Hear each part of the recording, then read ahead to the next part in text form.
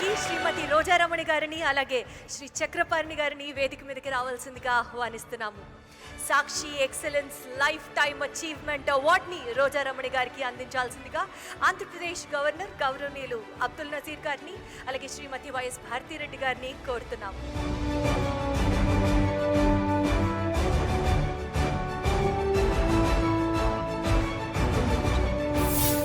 చాలా చాలా ఆనందంగా ఉందమ్మా. ఎందుకంటే నేను నటించినటువంటి ఏవిఎం ప్రొడక్షన్స్ వారి భక్త ప్రహ్లాద రిలీజ్ అయ్యి ఈ సంవత్సరానికి 55 సంవత్సరాలు పూర్తి చేసుకుంది.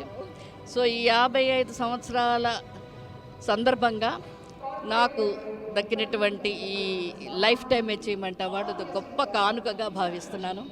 దానికి సాక్షి మీడియా గ్రూప్ వారికి, ముఖ్యంగా కళల మీద ఉండే గౌరవం, కళాకారుల మీద ఉండే ఆప్యాయత, ప్రేమ, ఇవన్నీ కూడా మరి భారతి గారికి చాలా ఎక్కువ అనుకుంటాను. అందుకనే వివిధ రంగాలలో ప్రతిభావంతులైన వారిని అందరినీ గుర్తించి ఈ అవార్డులు ఇవ్వడం అన్నది నిజంగా చాలా హ్యాపీగా ఉంది. అందుకను ఈ సాక్షి మీడియా గ్రూప్ వారికి, భారతి గారికి నా హృదయపూర్వక కృతజ్ఞతలు. మీ తరం నటినట్లు చాలామందికి స్ఫూర్తిదాయకం.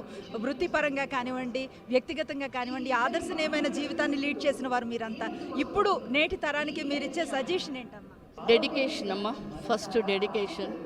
మనకిది ఈ వృత్తి అన్నది ఒక గొప్ప భగవంతుడిచ్చిన వరం. ఆ వరాన్ని మనం సద్వినియోగం చేసుకుంటే తప్పకుండా దాని ప్రతిఫలం ఉంటుంది.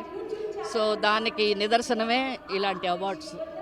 సో నాకు ఎన్నో ఫస్ట్ జాతీయ అవార్డు, ప్రహ్లాద్కి స్టేట్ నంది అవార్డు, ఇవన్నీ వచ్చినా కూడా జీవితంలో ఈ లైఫ్ టైమ్ అచీవ్మెంట్ అన్నది ఒక చాలా గొప్ప అవార్డు ఇది.